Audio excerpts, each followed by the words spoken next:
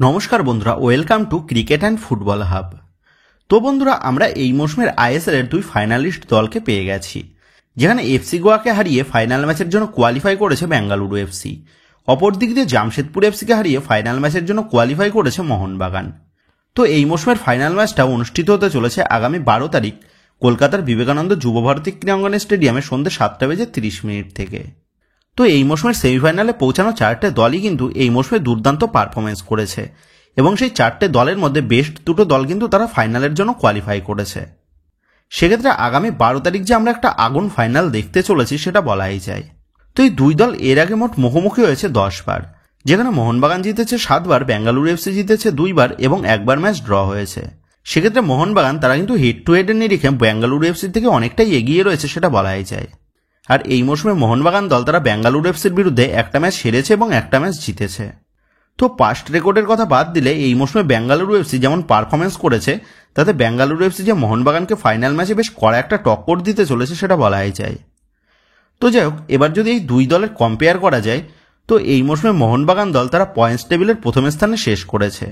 অপরদিক দিয়ে বেঙ্গালুরু এফসি তারা পয়েন্টস টেবিলের তৃতীয় স্থানে শেষ করেছে, যেখানে মোহনবাগান দল গ্রুপ পর্বের 24টা ম্যাচের মধ্যে 17টা ম্যাচেই জয়, 5টা ম্যাচে ড্র এবং 2টো ম্যাচ তারা হেরেছে। অপরদিক দিয়ে বেঙ্গালুরু এফসি তারা 24 ম্যাচের মধ্যে 11টা জয়, 5টা ড্র এবং 8টা ম্যাচ তারা হেরেছে। তো এবার এই দুই দলের এই মৌসুমের পারফরমেন্সের কম্পেয়ার করলে সর্বপ্রথম দুই দলের গোলকিপার বিভাগ নিয়ে কথা বললে দুই দলের কাছেই বর্তমানে ভারতীয় ফুটবলের সেরা গোলকিপাররা রয়েছে। একদিকে মোহনবাগানের কাছে রয়েছে বিশাল কায়েত, যে এই মৌসুমের আইএসএল এ মোট 16টা ক্লিনশিট অর্জন করেছে। অপরদিক দিয়ে বেঙ্গালুরু এফসির গোলকিপার হিসাবে রয়েছে গুরপ্রীত সিং সান্ধু, যে 10টা ক্লিনশিট অর্জন করেছে। আর বিশাল কায়েত এবং গুরপ্রীত সিং সান্ধু এই দুই গোলকিপারের মধ্যে সবসময় কিন্তু একটা কড়া টক্কর আমরা দেখে এসেছি। সেহেতু এই ফাইনাল ম্যাচেও যে এই দুই গোলকিপারের মধ্যে একটা কড়া টক্কর আমরা দেখতে পেতে চলেছি সেটা বলাই যায়। বন্ধুরা, এই আইপিএল টুর্নামেন্টে তোমাদের যদি কোনো ম্যাচের অ্যাডভান্স প্রেডিকশন লাগে, তাহলে তোমরা রাঘব ক্রিকেট অ্যানালিস্টের সাথে যোগাযোগ করতে পারো। ভিডিওর স্ক্রিনে তোমরা এই রাঘব ক্রিকেটের হোয়াটসঅ্যাপ নাম্বারটা দেখতে পাচ্ছ। তো ওখানে তোমরা যোগাযোগ করতে পারো কোনো ম্যাচের অ্যাডভান্স প্রেডিকশন যদি তোমাদের লাগে। তো এই রাঘব ক্রিকেট তারা অ্যাজ এ টিম এক্সপার্ট পুরো আইপিএল এর তারা প্রেডিকশন দিয়ে থাকে, যেমন টস, ম্যাচ, সিজন রিপোর্ট। সেক্ষেত্রে তোমাদের এই সমস্ত কিছুর প্রয়োজন পড়লে তোমরা কিন্তু অবশ্যই এই রাঘব ক্রিকেটের সাথে যোগাযোগ করতে পারো। তো এবার এই দুই দলের ডিফেন্স লাইন নিয়ে কথা বললে একদিকে মোহনবাগান দল তারা এই মৌসুমের আইএসএল এ মোট 26টা ম্যাচে 18টা গোল কনসিড করেছে। অপরদিক দিয়ে বেঙ্গালুরু এফসি তারা 27 ম্যাচে মোট 32টা গোল কনসিড করেছে।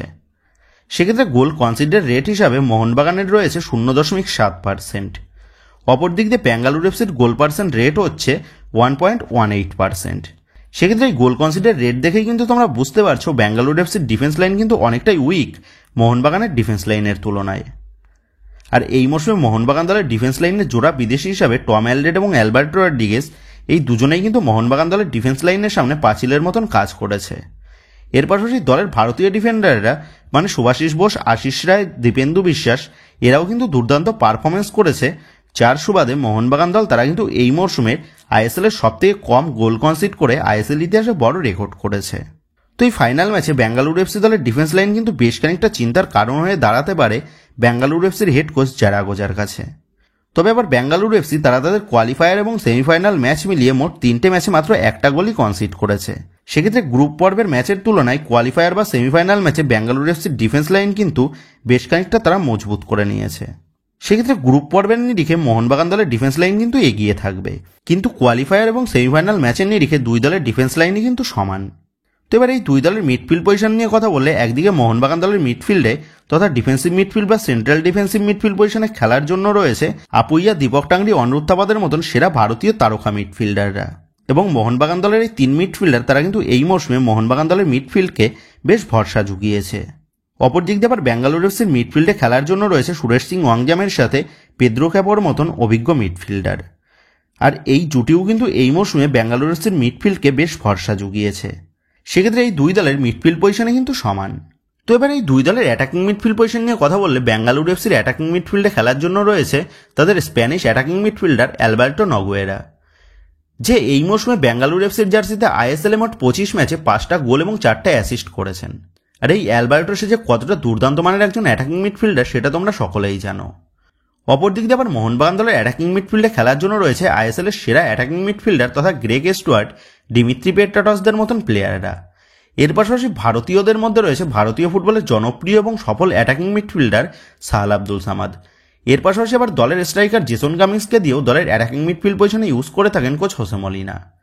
সেক্ষেত্রে অপশানগত দিক থেকে মোহনবাগান দলের অ্যাটাকিং মিডফিল্ড পজিশন কিন্তু অনেকটাই এগিয়ে থাকবে এই ফাইনাল ম্যাচে বেঙ্গালুরু এফসির তুলনায়। তো এবার এই দুই দলের উইং পজিশন নিয়ে কথা বললে বেঙ্গালুরু এফসির কোচ জারাগোজা তিনি কিন্তু তার প্লেইং ইলেভেনে কোনো প্রপার উইঙ্গার খুবই কম ব্যবহার করেন এবং তিনি মেনলি মিডফিল্ডের ওপর নির্ভর করেই তার আক্রমণ ভাগ কিন্তু সাজায়। অপরদিক দিয়ে মোহনবাগান কোচ হোসে মলিনা তিনি মোস্ট অফ দ্য ম্যাচে দলের দুই উইঙ্গার লিস্টন কোলাস এবং মানবীর সিংয়ের উপর ভরসা রেখেই তিনি সর্বপ্রথম উইং দিয়ে আক্রমণ সাজায়। আর এই মৌসুমে মোহনবাগান দলের এই দুই তারকা উইঙ্গার লিস্টন কোলাস এবং মানবীর সিং তারা নিজেদের স্বপ্নের মৌসুম কাটাচ্ছে। তবে মনবীর সিং সে চোটের কবলে থাকার জন্য গত কয়েক ম্যাচে লিস্টন কোলাসের সাথে সাহাল আব্দুল সামাদকে দলের উইং পজিশনে ব্যবহার করেছিল কোচ হোসে মলিনা। কিন্তু এই ফাইনাল ম্যাচে আবারও মোহনবাগান দলের দুই উইংয়ে ফিরছে লিস্টন কোলাস এবং মনবীর সিং জুটি।